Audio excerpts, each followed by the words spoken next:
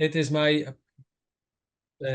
privilege and honor to open up this panel discussion, which is entitled "Reconciliation and Remembrance: Restoring the Kutno Jewish Cemetery." Before I'll introduce our speakers, I think it's worth saying a few words about this very complicated landscape of Jewish Poland. Poland that for centuries has been the center of Jewish life, that then became an epicenter or ground zero, if you will, of Jewish death. With most of the victims of the Holocaust killed at the areas of Eastern Europe of occupied Poland. So in many ways, present-day Poland is a unique, a complicated space, as nowhere else in anywhere in the world you'll find so many traces of Jewish life standing so close to so many traces of Jewish death, because again, nowhere else was the Jewish life so developed as it was for centuries in the areas of the historical Poland. And so, while in 1930s in the 30s of the 20th century, so 100 years ago, Polish Jewish community numbered approximately 3.3 million people.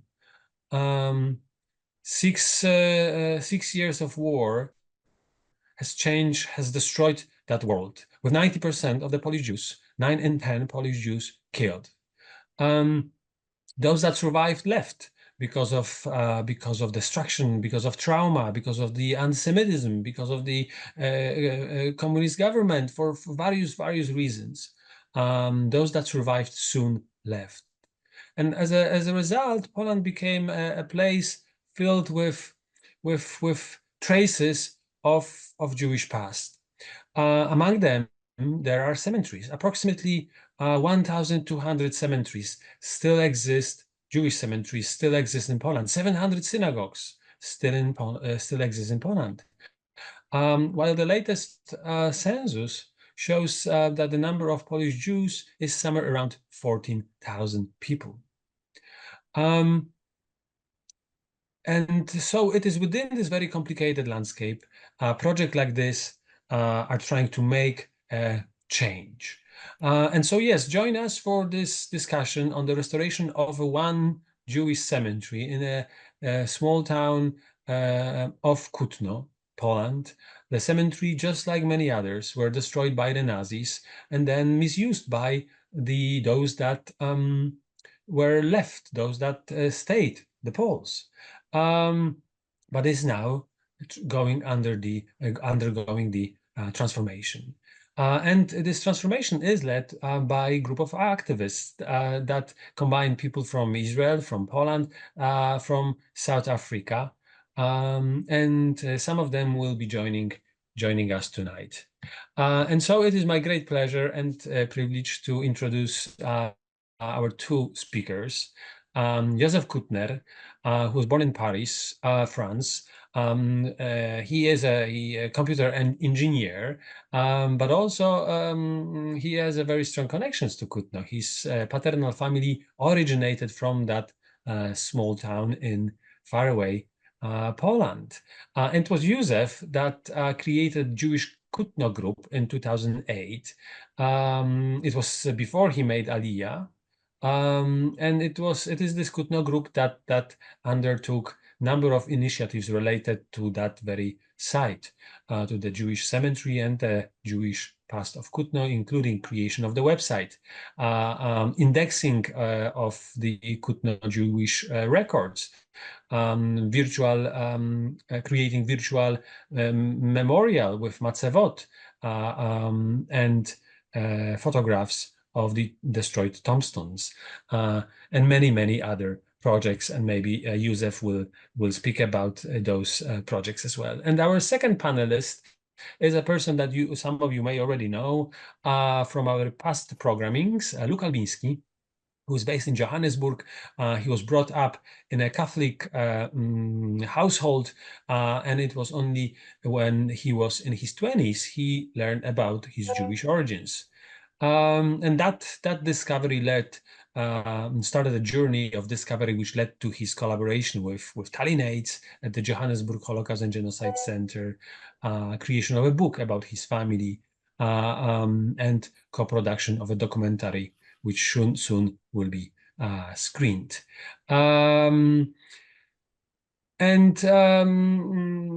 The project that you may remember, Luc, from the program that you may remember, Luc, from was took place a couple of weeks ago, and it was devoted to part of his one of his ancestors who was killed by the Soviet secret police in Katyn forests during the war, among the other 400 Polish Jewish officers. And that recording of that program is available on our YouTube channel, should you wish to watch it. So before I'll now pass the floor and the microphone, virtual microphone to Josef, who will then introduce a little bit of the history of the Jews of Kutno, let me just mention two housekeeping remarks. Please do write your questions in the chat, and if only we'll have time, we will do our best to answer them. And also, you will already know that this program is recorded and soon will be available on our YouTube channel. So thank you again for joining us. Josef, the floor is yours. Thank you. Thank you. Well, as you said, the story begins for me in 2008. I was looking for my own ancestry, and I discovered that my paternal ancestry came from a place named Kutno that I didn't know before.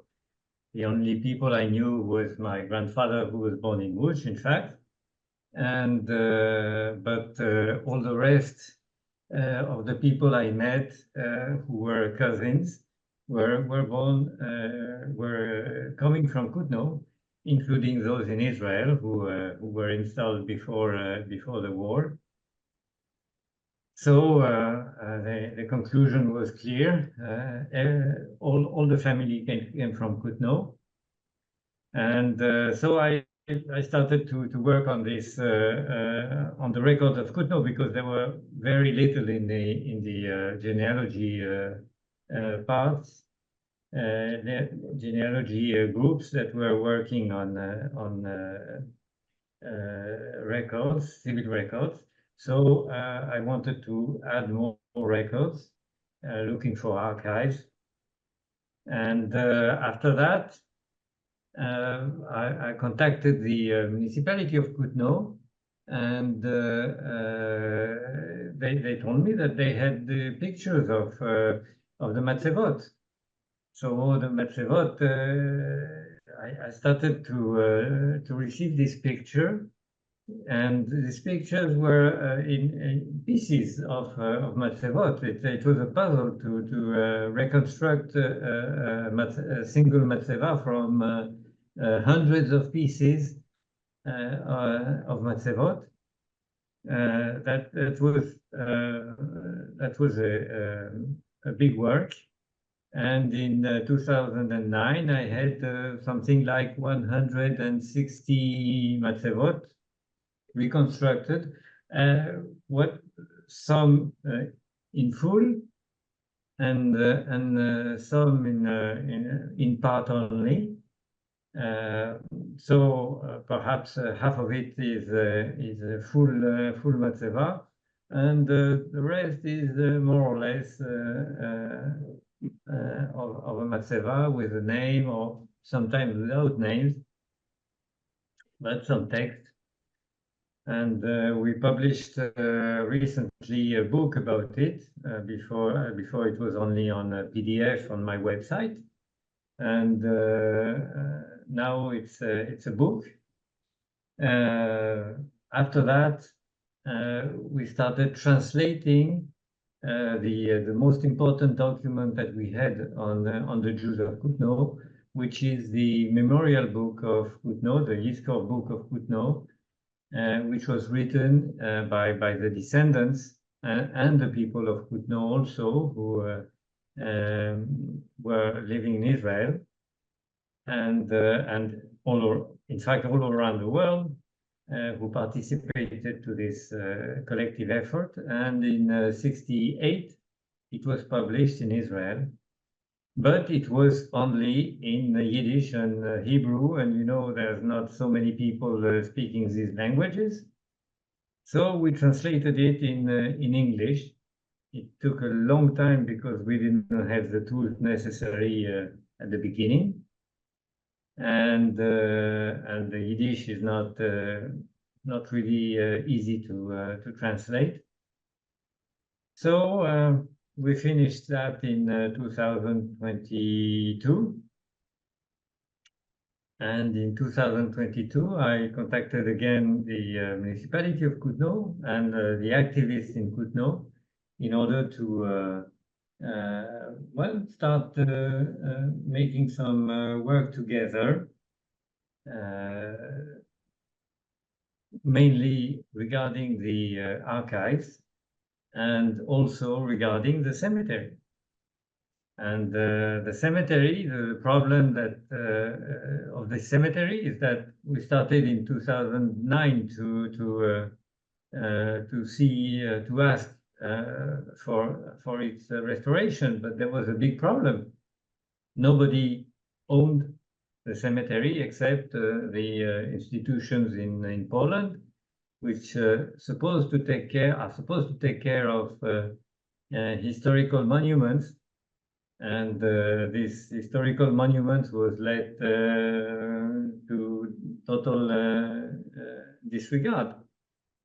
There's no, it was a kind of only the activists, local activists, took care of it. Nobody else. So that was the problem. And the situation didn't change until last year. And last year, we learned that there was a change, and the cemetery was going to return to the community of Łódź, the Jewish community of Łódź. And this was the thing that we were waiting for. So now we are talking about a new project. I presented one kind of a project in 2022 with the municipality of Kutno, and I had Mr. Rabbi Shudrif came to hear what we had. So I exposed the different things that we could do with this cemetery.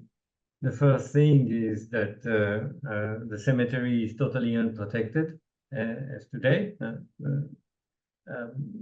despite the presence of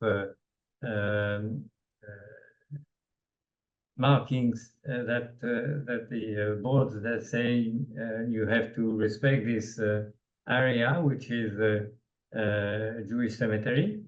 The inhabitants, well, some of the inhabitants, of course not all, walk their dogs in this place, which is not very respectful, I think. I've been there for 30 minutes, and I've seen 10 people walking their dogs in the morning. So it's not acceptable, and we have to change that. What else? We have our work that we've done for 16 years now allows us to give the elements for a memorial. whose location would be inside the cemetery. And it's important because the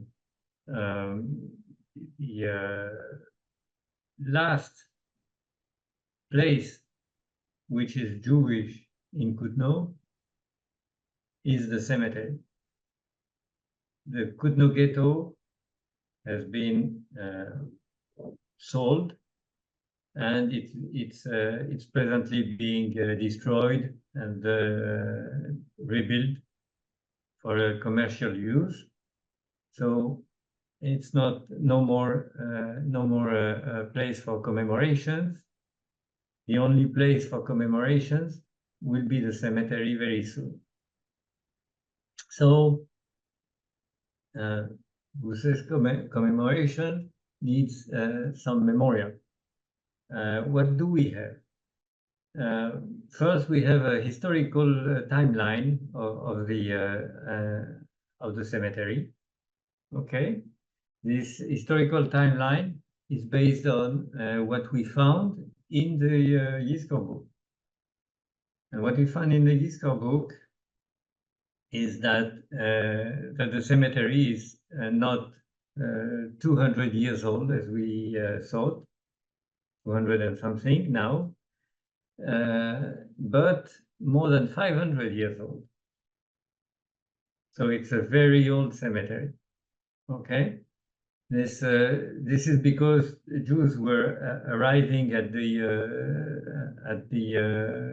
end of the 15th century, and at the end of the 15th century they had to bury their dead.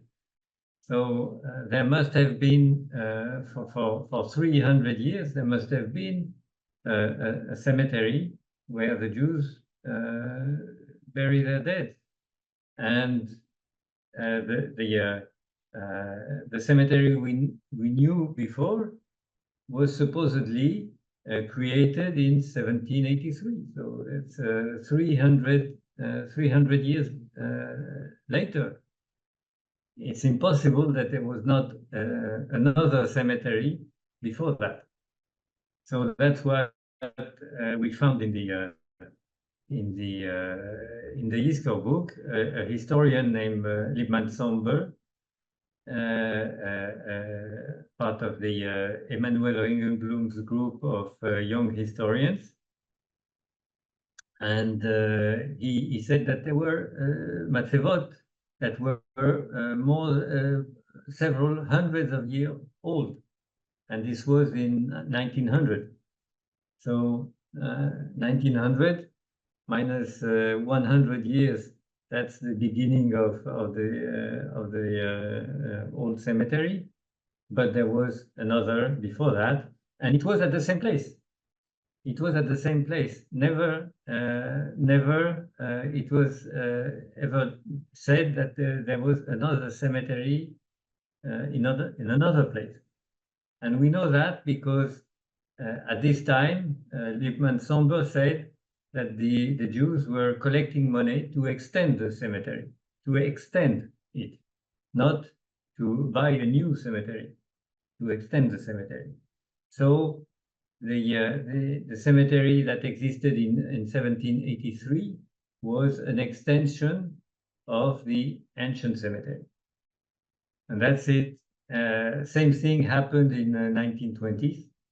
We had a new part that was added to the cemetery, and this was called the new cemetery. So that's three parts, in fact. One is very ancient, the other is from the 19th century, and the last one from the 20th century. That's the story of the cemetery, and it's much older than we believed before. Thank you, Josef. Thank you, Josef, for this overview. I think it in many ways it represents the story of the Polish Jews with influx in the Middle Ages, creation of the Kehilot across the Kingdom of Poland under the Polish kings who more or less, but still would encourage their immigration and protected them through various privileges.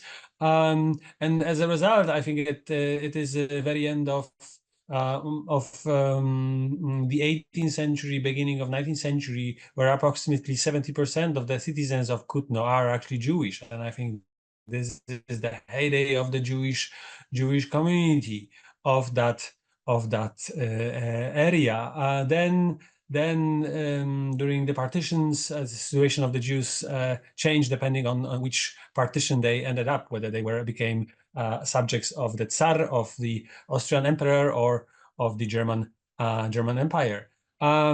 And as a result, in 1930s, just before the outbreak of the war, the number of the Jews in Kutno were somewhere at the level, if I recall, of 7,000 or 8,000 people, more or less 20% of the total population of that town. Today, there are no Jews in Kutno anymore, but there are Jews that have roots in Kutno, like Josef, but also like Luc Albinski, who is our other speaker. And Luc, if you could now tell us a little bit about your personal connection and the story of your family, which relates to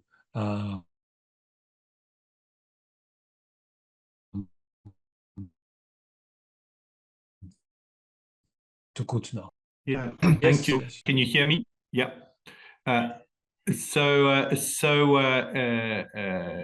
My story is an interesting one in the sense that, first of all, until I was 20, I had no idea that I had any Jewish connections whatsoever. And then my dear cousin Monica and Agnieszka told me about our Jewish roots, and that started me on a fairly extended journey of discovery, during which time we uncovered just a tremendous amount of information about our family and of what they did in the period before the Second World War in Poland. And we learned also a lot about Kutno during this time. And it really is a fascinating story, which I'll summarize in a few words for you. So my family originated from a town near Kutno called Łowicz. So the Rothsteins were from Łowicz, where they, together with the Cederbaums, owned a distillery and were wealthy business people from that town. Our connection with Kutno starts in the late 20s, early 30s, when my uncle Mieczysław Rothstein establishes a chemical factory in Kutno, which was called the Kutno Chemical Plant, which began to process potatoes in order to generate ethanol, which was then used for the production of various enamels, paints, for injection into the petrol supply in Poland. So it was considered one of the most modern and technologically advanced plants, chemical plants in Poland. And it's extraordinary the information we were able to obtain with the help of people like Bożena Gajewska, a local activist that helped us a great deal with our search in the archives, and with the help of the local library, people like Magdalena Koncharek, who helped us also find wonderful photographs of this chemical plant, of the workers celebrating, for example, the 20th anniversary of Polish independence in 1938. And my grandfather and my great uncle are there in the photograph. So we found plans of this factory when they were submitted to the town council for approval. So it was just quite an emotional journey to find all all these elements of our life in Kutno, which culminated, of course, in a visit to Kutno. My mom and I and my brother and more recently our dear friend Tali Nates from the Johannesburg Holocaust Center went to Kutno and visited the sites. So the chemical factory is no more, unfortunately, but there is still a very, very impressive looking chimney that we are assured by our dear friend, the Deputy Mayor, Mr. Wdowiak, that it will stay in place, and it will be, because it has historical value, and we're even going to put a plaque explaining the history of this factory on what's called the historical walk of Kutno. So these traces will remain. But what is quite extraordinary about this chemicals factory was that it actually was one of the very first places in the world to produce synthetic rubber. So after producing ethanol, the Polish chemists, under the leadership of my grandfather, Władysław Rothstein, who was production director, and under the leadership of Mieczysław Rothstein, his brother, who was the CEO, they developed a world-beating technology to use that ethanol to produce synthetic rubber. And before the Second World War, there were only two other places in the world that had mastered that technology. One was Nazi Germany, and the other was Soviet Russia.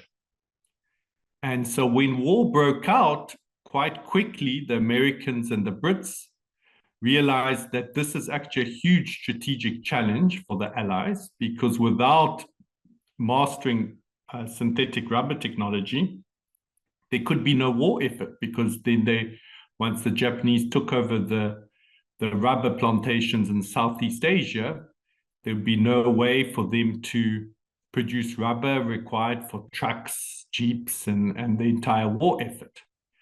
And so a decision was made to smuggle Mieczysław Rothstein and his chemist and his family out of wartime Poland with the help of the British Secret Service, to smuggle them to Genoa in Italy.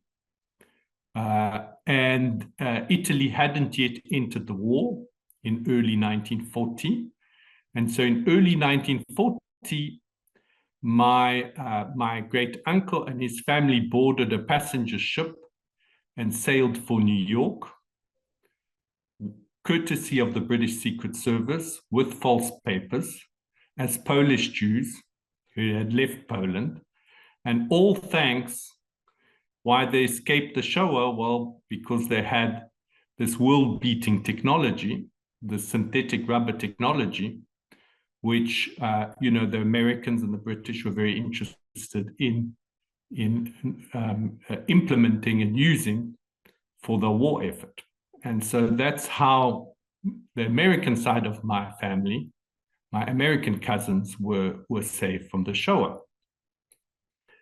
And on my side, my grandmother and grandfather, the story wasn't as happy, as a happy one as that.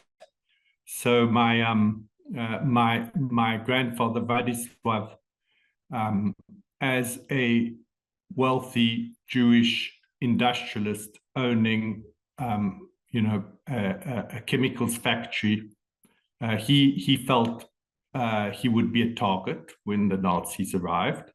Obviously, no one knew, and no one expected the Holocaust, but nonetheless, people of the ilk of my grandfather felt that they had, they were targets, and so he left Kutno. he wanted to get to France, where he had spent his student years in France. He spoke fluent French. And he wanted to get to France via Romania. And he was caught by the Soviets, who invaded Poland on the 19th of September. And I think what saved him from the Gulag was that with his engineering skills, the Soviets felt he would be better used running a large distillery in Rostov-on-the-Don. And so he was sent there.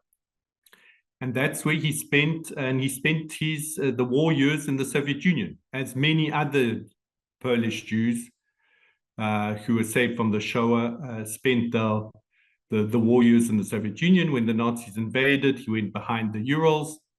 And then, in 1945, he was responsible as a major in the Soviet army for dismantling the equipment in East Germany as part of the reparations program. And in that process of dismantling the equipment and sending it back to the Soviet Union, guess what equipment he found? His own. Because in the meantime, the Germans had come in to Kutno, taken over the factory, found this amazing technical base there, and shipped all the machinery off to Germany. My grandmother, who had stayed behind in Kutno with her 3 children, my mom Wanda, and my uncle Robert, and my uncle Jan, they were kicked out of their home, their villa on Barchevicza 7th Street. They rented space on Warszawskie Przedmieście Street, number 34. And my grandmother, Halina, who was a doctor by training, went to work in the field hospital in Kutno. Now, what you need to know is that in Kutno is very near some of the biggest battles of the September campaign, and there were thousands of wounded people. Kutno was also quite heavily bombed because the railway lines were considered very strategic. So there was a bombing of the train station, of the railway lines. There was an anti-aircraft gun on the chemicals factory. So it was also a target, and you had alcohol and ethanol kind of running down Mickiewicz Street.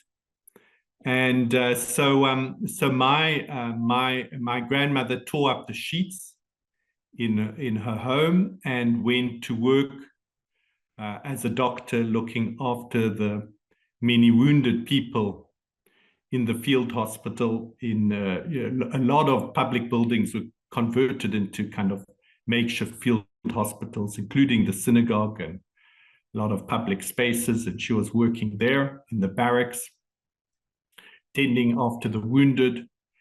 And there's several stories that emerged of how she looked after the wounded as one of the few doctors present in Kutno at the time. One story talks about a Polish, very wounded Polish soldier who was calling after his mother as he was dying.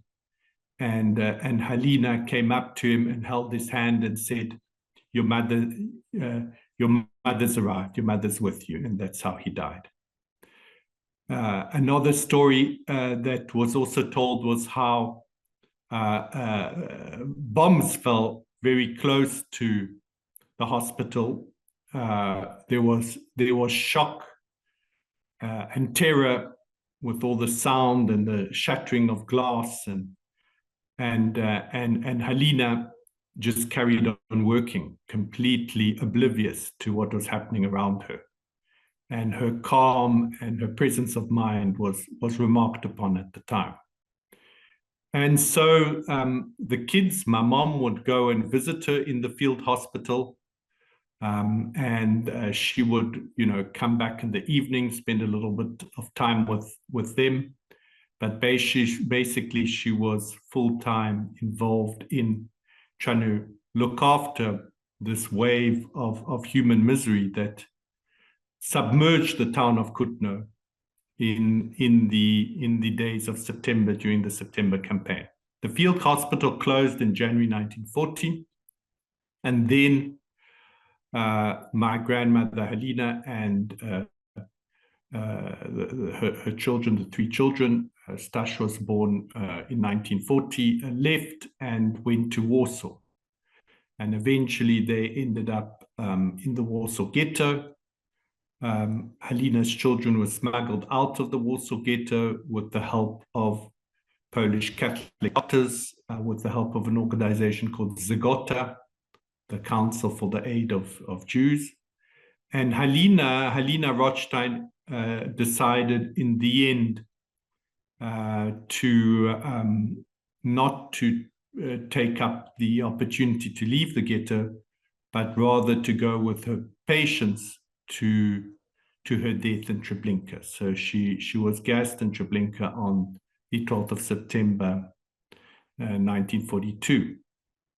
So Kutno is a big part, I feel, of our past, both of its glories,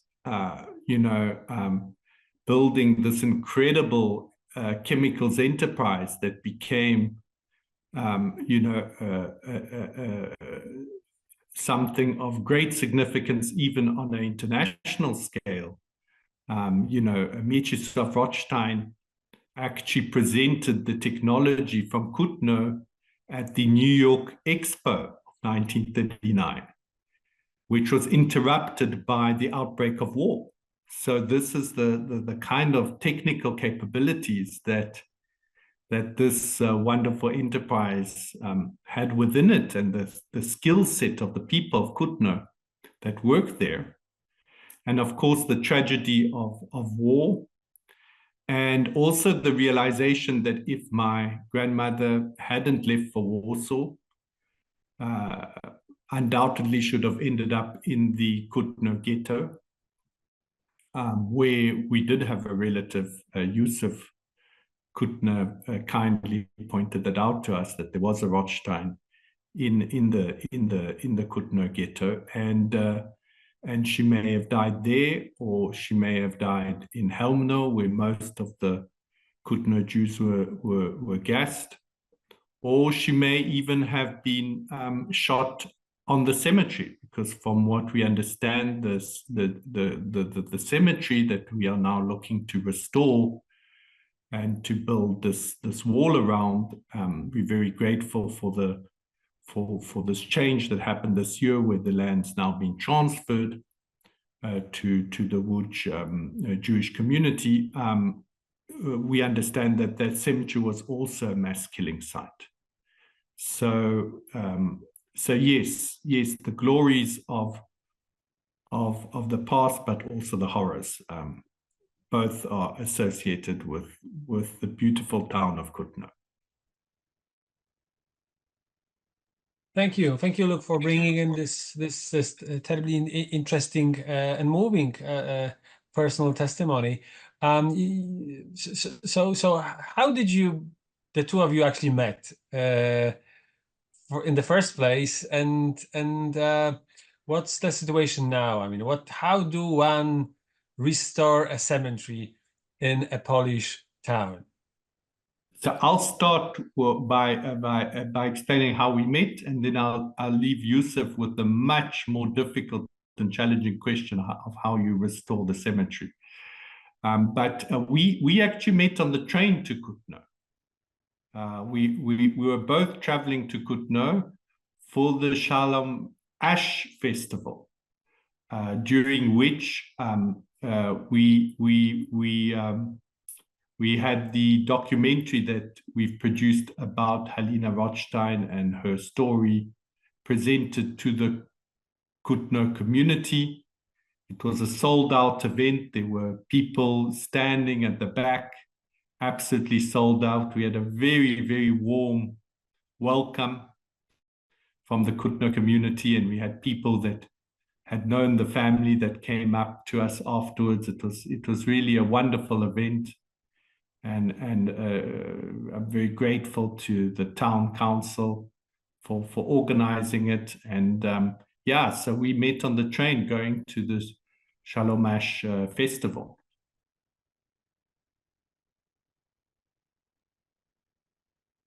Okay, so indeed, we met at this place, which is happening, this event, which is happening every 2 years in Kutno, the Shalom Ash Festival.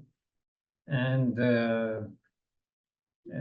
for the second time, I was presenting the project that I presented the year before to the municipality, to the public of the Shalom Ash Festival, which was a bit outside of the subject, the direct subject, but okay. The father of Shalom Ash is buried in that cemetery, so that was a link that I made to introduce the project. So how to restore a cemetery? I wish I knew. I have no experience on that. That's the first time I have that enterprise in my projects. But you know, it's like every project. You have a number of tasks to perform, a lot of money to collect, and then you can do it.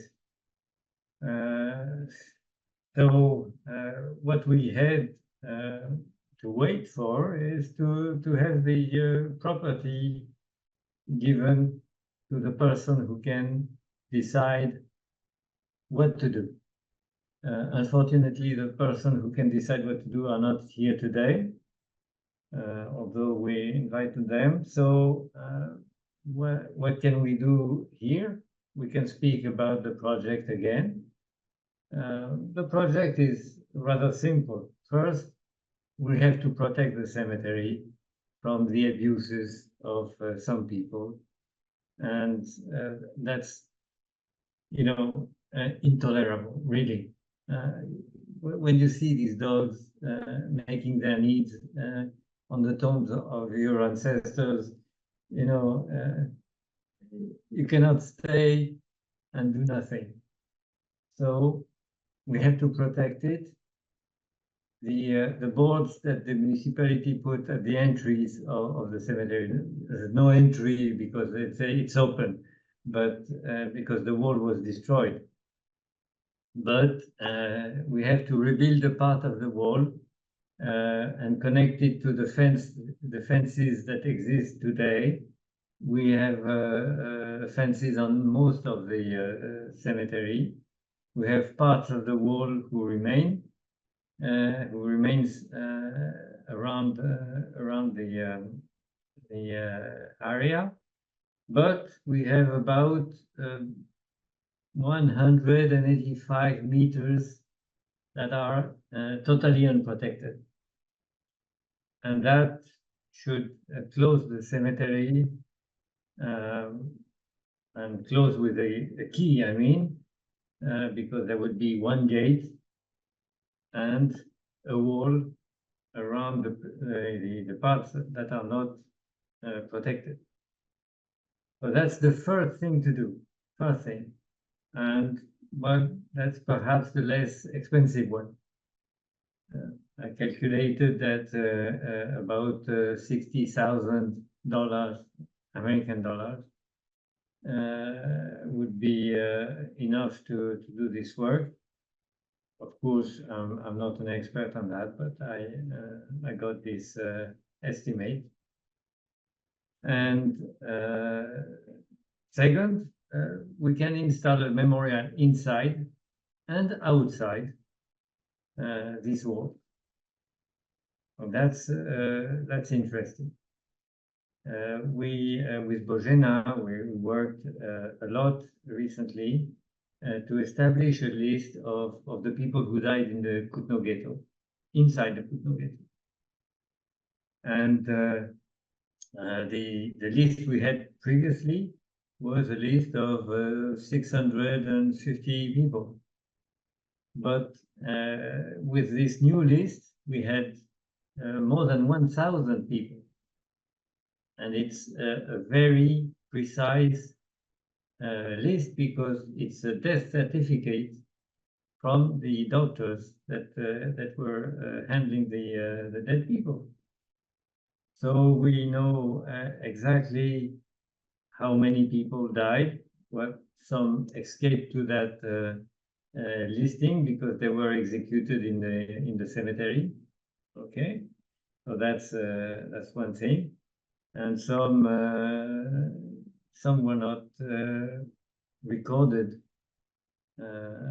So because there was no doctor at the beginning, so that's the list, the important list, because it's the more exact list, and it has a lot of data on the people themselves.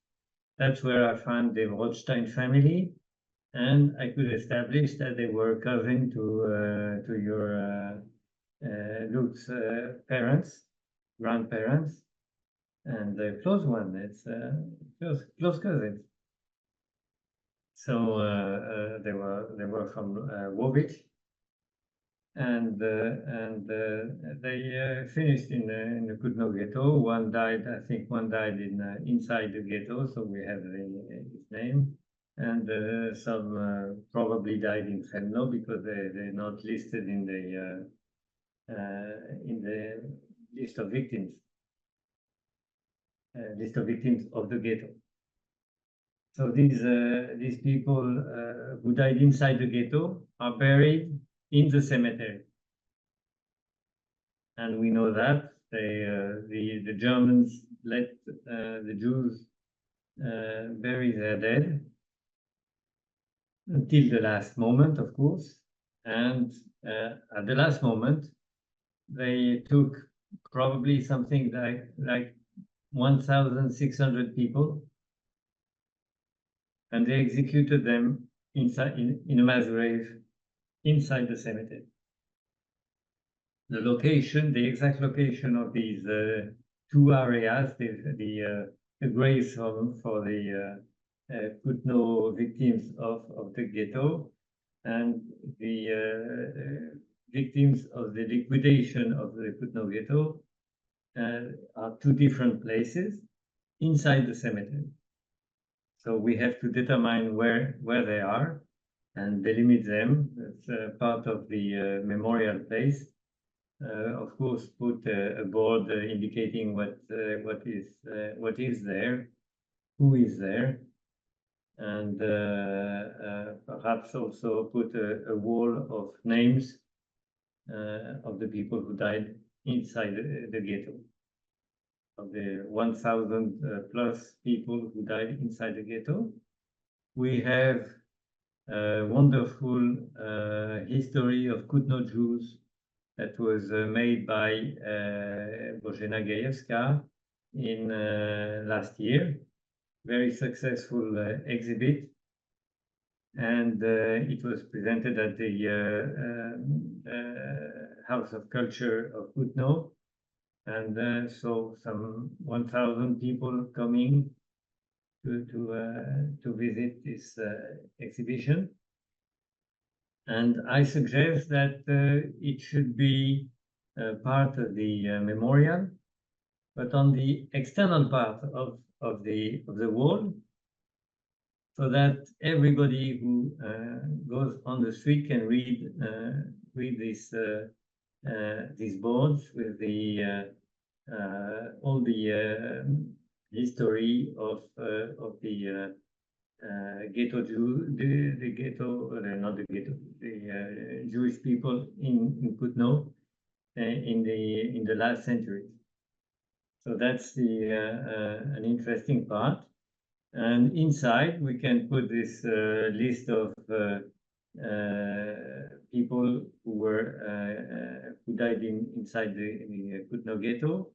We have also the matzevot that we can return to the Kutno ghetto with some repair. That would be a very expensive thing, I think it's because there are a number of matzevot and they are not in a good shape, so it would require some attention. I had some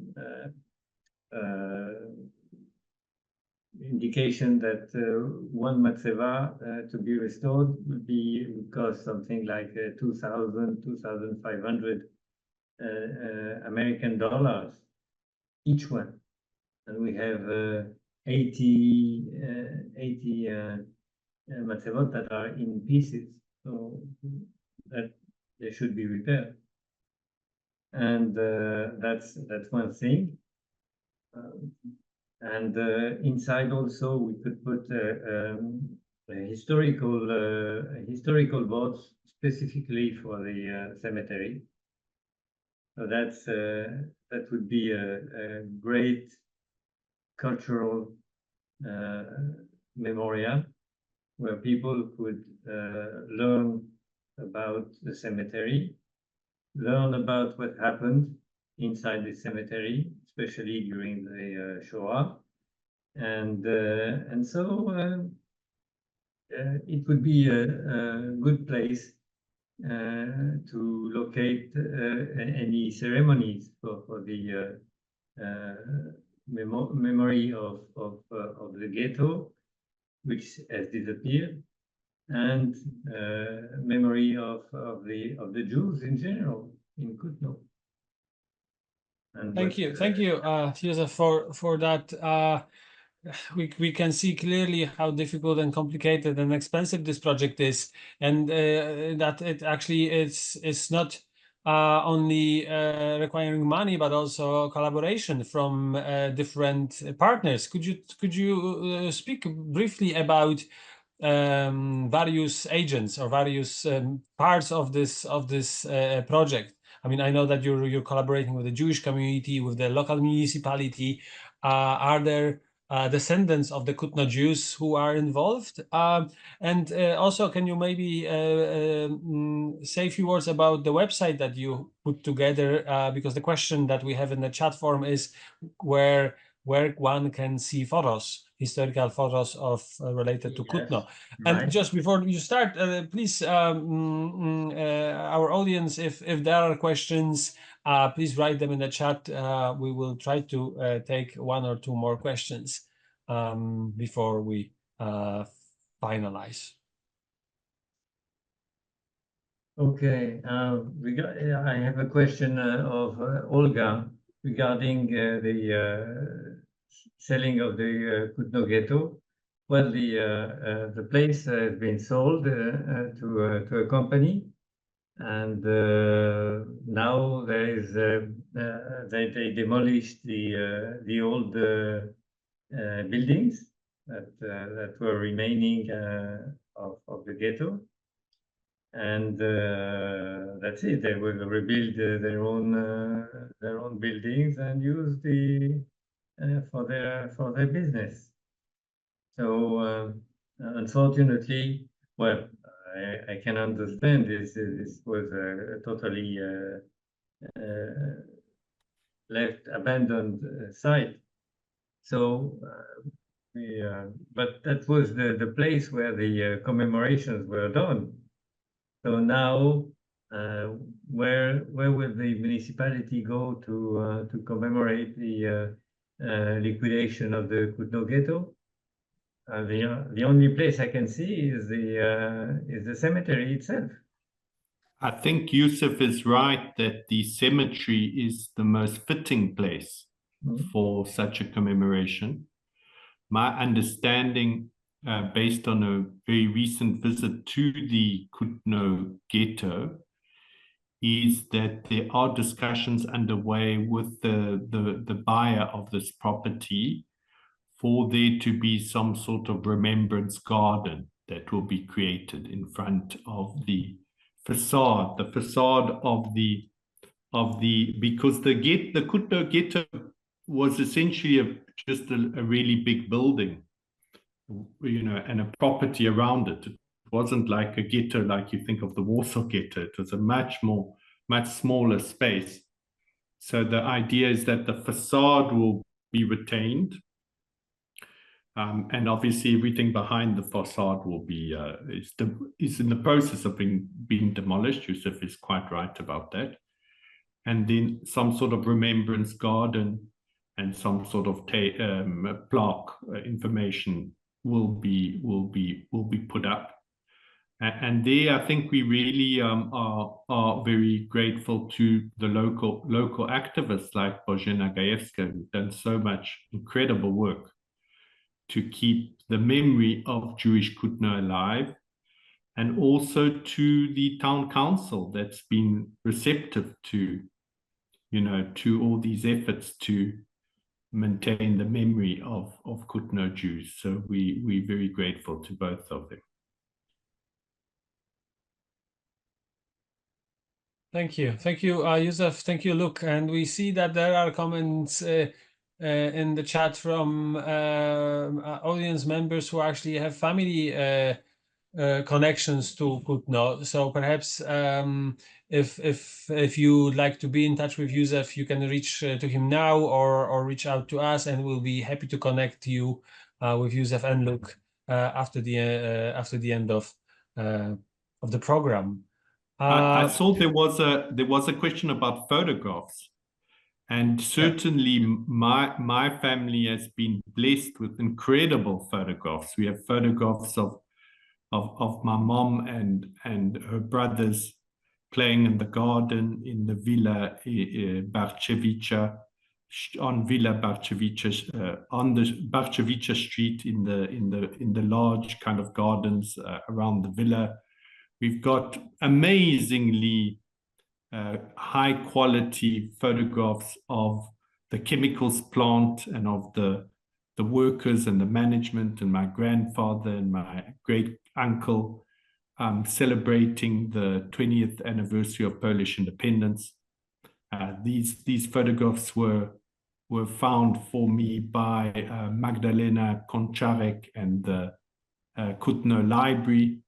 And I remember it was a very emotional moment for me when they showed me these photographs, and I asked for a magnifying glass and looked at them and saw my grandfather in the photograph. It was really a very moving moment. So there's a lot of kind of photography that there's photography on the website of the synagogue on Senatowska Street and so on. So there's a lot of photographic evidence of the life of Jews in Kutno. Thank you, Luc. So again, if you'd like to be involved, if you have connections to Kutno, please do reach out to us. We would be more than happy to connect you both with Josef and Luc. I think they would be more than happy to share their findings and to involve all of you in this project. If you'd like to support that project, also we will be happy to share, to connect you with Josef and Luc. As you heard, the funds are one of the challenges.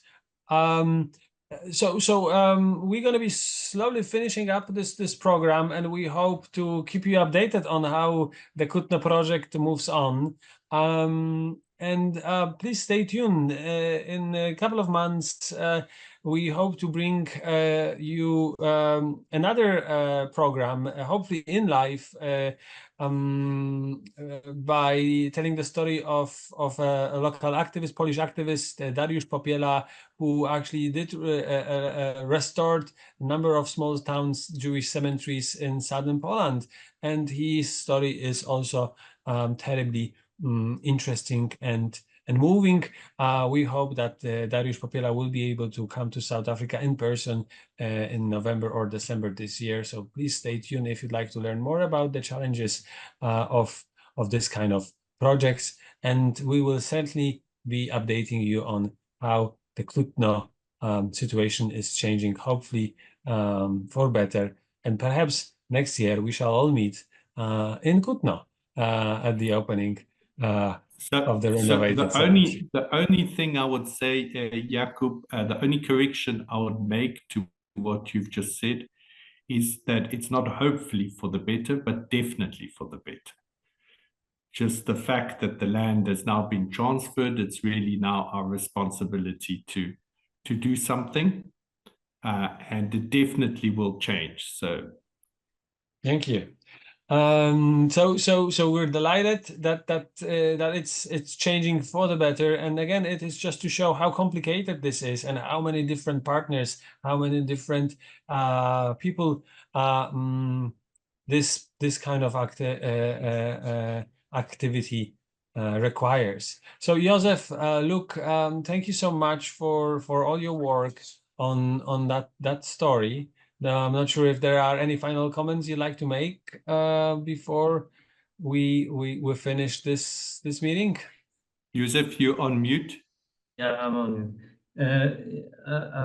I would like to hear the point of view from the Kutno municipality.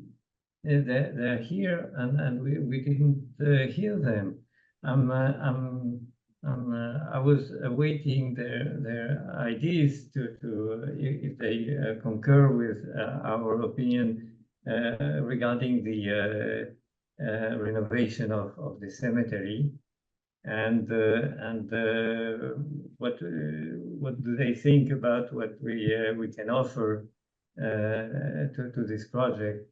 And the other point that I'm really regret is the total absence of the representative of the owners, who were the first people that I thought would be interested in such a project. But maybe we can. Yes, I mean, if Mr. We have Deputy Mayor, if I'm correct, Mr. Wdowiak. If anyone from our audience who is from Kutno municipality or from Kutno itself would like to say a few words, please let us know right now, and we will make it possible for you to have your camera on and say a few words. We've been trying we've invited representatives of Kutno municipality and of the Jewish community of Kutno to this program, but with no response. So that's why they are not part of this panel. But if any of you would like to speak now, we would be delighted to have your comments.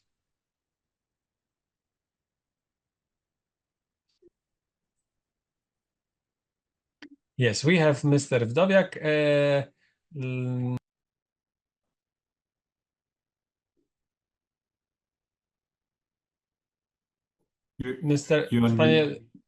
Panie Zbigniewie, you can now speak. If you turn on your camera, we will see you. If it's on the audio, it's also good enough.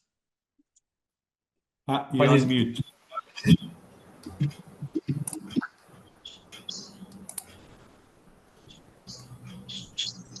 Tyle widzę. Panie Zbigniewie, słyszymy pana? Czy jesteśmy słyszalni? Tak, yes, Tak. we can hear you. We can now also see you. Dzień dobry, witamy serdecznie. Hello everyone. Pierwsze, co bym chciał powiedzieć, to, że w Kutnie po upadku dawnego systemu, po upadku komunizmu, władze samorządowe główny wysiłek, jaki postawiły w swoich działaniach związanych z ludnością żydowską, to przypomnieć żydowskie dziedzictwo. The first thing I would like to say that after the communism fell down at the end of the 80s, the local government, the local community and municipality want to show to the citizens Jewish heritage of our history of our city.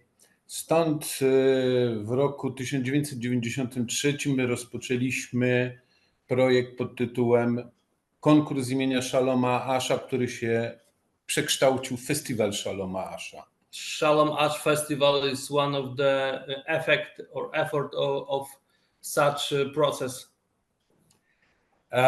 Kolejna sprawa to były publikacje dotyczące historii kutnowskich Żydów i między innymi Towarzystwo Przyjaciół Ziemi Kutnowskiej, któremu szefowała pani Bożena Gajewska, między innymi wspominana tu dzisiaj. Towarzystwo Przyjaciół Ziemi Kutnowskiej wydało historię kutnowskich Żydów. The next thing is the different kind of publication. For example, publication made by the Society of Friends of Kutno region, managed by the Bożena Gajewska.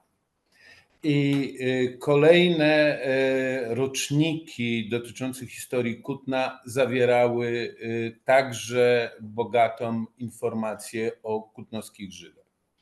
The next part of such publication shows a lot of history of Kutno Jews. Staraliśmy się, aby przede wszystkim mieszkańcy Kutna zapoznali się z dziedzictwem historycznym dotyczącym kutnowskich Żydów. The main purpose was to inform our local community about the whole history of Kutno Jews in the past. Stąd też, jak mógł Józef i Luc zobaczyć w Kutnie, zainteresowanie tą tematyką jest naprawdę duże. And the effect of such education, Josef and Luc can see during, for example, during the festival, Shalom Ash Festival. Jeżeli chodzi natomiast o cmentarz, zasadniczy problem, który był, to nie była kwestia woli, odbudowy, czy też nie. To była kwestia własności. I jest do dziś, prawda? According to cemetery, the main problem for local community, municipality, was the problem of the ownership, as you mentioned. Miasto na początku lat 90. ufundowało monument, postawiło monument na cmentarzu upamiętniający cmentarz. Municipality at the beginning of the 90s built up the monument at the hill of the cemetery. Natomiast później problemem był partner w tym działaniu. Later we have very significant and basic problem with official partner. We don't know from which part we should talk about the cemetery. Miasto w 2010 roku przy współpracy z Towarzystwem Przyjaciół Ziemi Kutnowskiej in 2010 with collaboration with Society of Friends of the Kutno region opracowało koncepcję odbudowy, rewitalizacji cmentarza. We have ordered and made a conception of restoration of Kutno cemetery. Ta koncepcja była między innymi konsultowana z rabinem Szudrichem. It was consulted, for example, with Rabin Shudrich. A poprzez niego także i częściowo z diasporą. Also with the diaspora of Polish. I ten dokument jest nadal do wykorzystania. This document is ready to use, free of charge. Faktycznie w Kutnie ponad 10 lat temu gdzieś był przedstawiciel grupy Jewish Kutno, pan Koski. 10 years ago, in Kutno there was the representative of Jewish Kutno group, pan Mr. Koski. Tak, Józef? Zgadza się, Józef? To był przedstawiciel, on się przedstawiał jako przedstawiciel grupy Jewish Kutno. My żeśmy na ten temat, my żeśmy rozmawiali o możliwościach odbudowy cmentarza, natomiast zasadniczy problem wówczas i do tego roku to była kwestia własności. Miasto nie może podejmować działań angażujących finanse w momencie, gdy nie jest właścicielem. We have 10 years ago, we have talked with Mr. Koski about the possibility of cooperation with restoration of cemetery, but the main reason still was the matter of ownership, because the municipality are not able to spend the money if they don't have some kind of ownership. I w związku z tym mam nadzieję, że obecnie ta sytuacja już jest klarowna. Jest właściciel w postaci Polskiego Związku Gmin Żydowskich i miasto deklaruje współpracę przy odbudowie cmentarza. Now I hope that everything is clear in the matter of ownership, and we declare the cooperation with the restoration of cemetery. And that's my point, Jakub, when I said not hopefully but definitely, because there's been a big change, which is this transfer of the land to the Jewish communities of Poland, and now it's upon us to move forward with the municipality and restore the cemetery. So we're very grateful to have good partners who are willing to support us, and we're very grateful to Mr. Wdowiak, who is a historian as well and has a love for the history of Kutno and the history of the Jewish community of Kutno. Thank you, Luc. Mr. Wdowiak, thank you so much for this important comment. Serdecznie dziękujemy za te uwagi bardzo cenne. And so again, let's hope the next update will be about the start of the works, and then at some point we will meet at this newly renovated cemetery, which will become an important site, the map of both the historical of the past and of the present, of the new relationships, of the new possibilities that we can see. So thank you all. Josef, thank you so much for joining us. Luc, thank you so much for connecting. Mr. Wdowiak, thank you so much for joining from Poland. We envy you the weather. Clearly beautiful summer is in Poland right now. And we wish you all good night. Please stay safe, be well, and please stay tuned for next programs of the Cape Town Holocaust and Genocide Center. Thank you all for joining. Thank you, Jakub, for organizing. It's a pleasure and terribly important subject to talk about. Thank you. Thank you. Thank you very much.